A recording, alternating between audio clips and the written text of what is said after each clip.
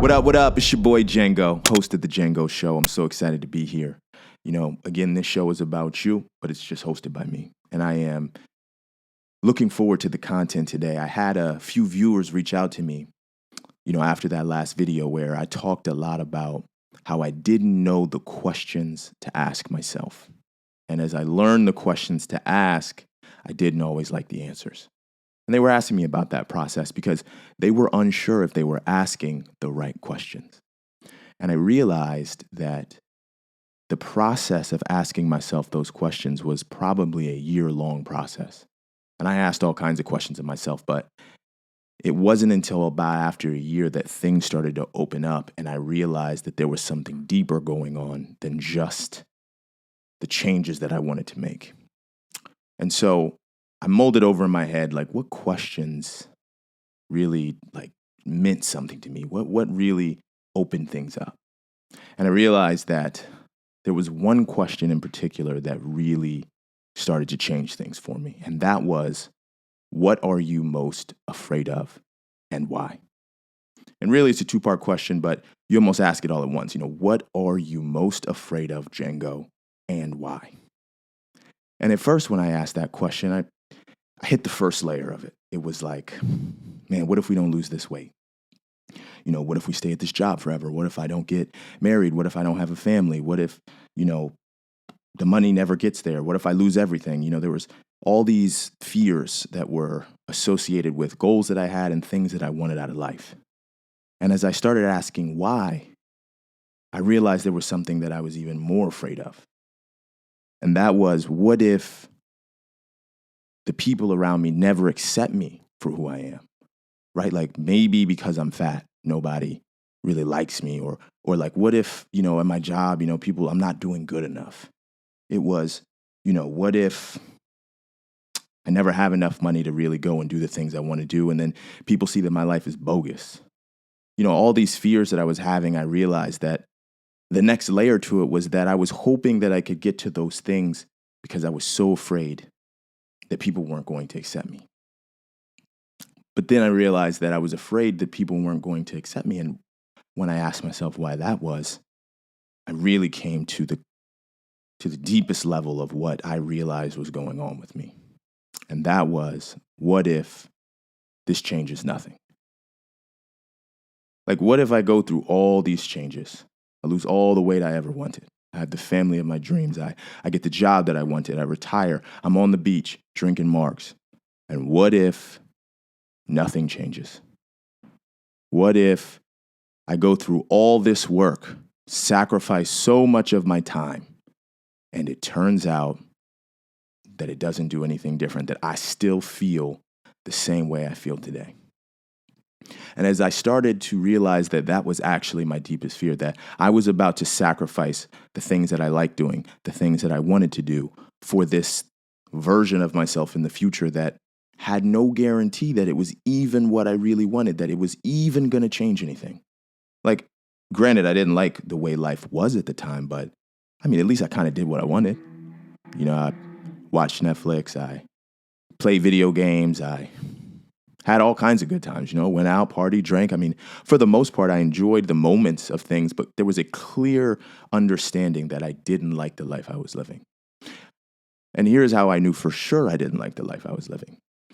I started to notice that the things that I loved the most were distracting me from the life I was living.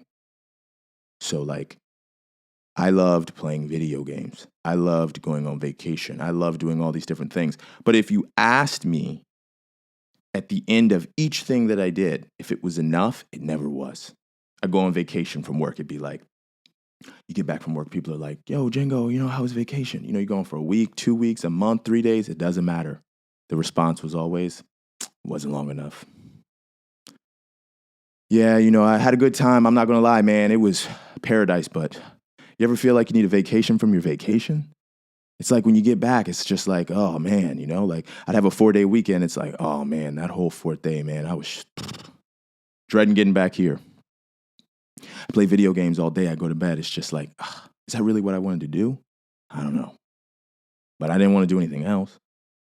And it just started to dawn on me overall that maybe the dreams that I had enabled me an escape from where I was. So the weight was like, man, if I lose 15 pounds, maybe these things are going to change for me. But then the deepest fear came back. But what if it doesn't change anything? And so I think the question you have to ask yourself is, for one, what is it that you fear the most? And you might find that the thing you fear the most is that if you did make the changes that you want to make in your life, if you did lose the weight, if you did quit your job, if you did go the steps and became the person you thought you could be, what if it doesn't change anything? And that's, to me, one of the hardest things to begin to ask yourself, because now you're vulnerable. Now you're open. You're open with yourself in a way that I had never been open with myself like that before. And so while I was reading a bunch of books, a lot of things changed. In the last few weeks, I was reading this book, Dear Greatly by Brene Brown. And she said something that I thought was truly incredible, which was, choose courage over comfort. Choose whole heart over armor, and choose the great adventure of being brave and afraid at the exact same time. And I realized for my life, all the way up until I found out that question that needed to be answered, was that I wasn't brave in the life that I lived. And that I was just kind of status quo. I always kind of vibed it out. And that I didn't really understand what it was that I really wanted from life. And so the goals I started setting, sure, helped me hit some of the smaller goals, losing weight, quitting my job, doing all these things I ever wanted to do. But there was a bigger goal that I've always been shooting for. One of those goals is just being the best version of myself every day. When I look back at the day, I'm like, man, did we do everything we could do? One of my goals became about orphans and helping kids. One of my goals became helping my kids have a better life than I did. It was all these goals that were like just beyond me, but enabled me to hit all of the smaller goals that I was afraid that if I hit, they wouldn't mean anything more. So what you start to find is that it's not about those smaller goals. It's about living the life that you want to live. It's about becoming the best version of yourself. Joseph Campbell, I think I read him a little bit more in Brene Brown's book. One of the things he said was, life has no meaning. Each of us has meaning, and we bring it to life. The cave you fear to enter holds the treasure you seek. Nietzsche said, for the tree to reach heaven, it literally has to have roots that reach to hell. Like, you have to somehow find a way to find something to push for beyond yourself, beyond anything that you could have even imagined before you can start to step into something that's even bigger. And I'll be honest with you, it's not an easy process. It is super, super difficult. In fact, every day I'm in the same place asking myself, am I doing the best I can do? Am I daring greatly? But it's the only way to live. And I think we give some of the people who have, influenced us too much. I think we almost treat them unfairly in some of the things that I hear. Like, I hear on Instagram all the time from certain people, they lied to you. They weren't being honest about what life was really about. They just want you to work a 9 to 5. Like, what if that's all they ever knew to do? What if they didn't know that they had the opportunity to dare greatly? What if they didn't know that they could do this? And what if this is your chance to break a chain that's gone on for your entire life and the lives before you and the people who were here before you? Like, you could change the whole trajectory of not just yourself, but for the world, for your family, for your friends.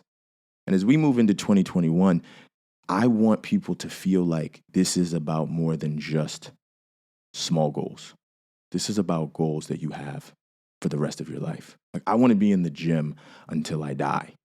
And I'm trying to find out, how can I enjoy a healthy journey no matter where I am? Not to beat myself into submission so that I lose 10 pounds. And then when the 10 pounds are up, all of a sudden it's just like, what was the point of that?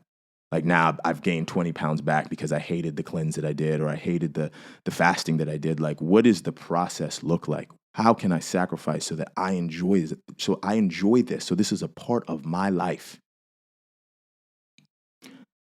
You are a living creature. Whatever goals you have for yourself, once you hit those goals, you have to keep living. So for some reason, I think we got lost in the sauce of just trying to do one thing after another. First grade, then second grade, third grade, then fourth grade. Oh, wow, look at this. We just did this little thing. Go to college, then you got to graduate. Oh, you're going to graduate. Now you got to get a good job. Get a good job. Now you're going to retire. But I feel like nobody talks about like what happens after you retire. What happens if you never reach, like, there is more to life than that. And you can do and be anything you want to be. The question is, can you dare greatly and find the answers to being the best version of yourself? I don't know what your answers are. All I can tell you is the questions to ask. And all I can do is push you to be as vulnerable as possible with yourself to try to be the best version of yourself. We all get one shot in this body, in this life. And as you enjoy the holidays, enjoy that food. Enjoy the family. Enjoy your drinks. Enjoy yourself. But as you're doing it, think about what you want this life to be. Because it can be anything that you want it to be. Me being in this studio with a podcast, something I wanted, I just went after it. Me quitting my job, I worked super hard to get to a place where I could just move on. If there's something you want, you can do it. That's why I always end these videos the same way. I believe in you. I love you. And I know you're going to do absolutely amazing things with your life. This could be the video that begins the process of you asking questions that give you answers that help you become the best version of yourself. And that is a life worth living. Here's to 2021. I'm super excited for our future together. This is episode 4 of The Django Show.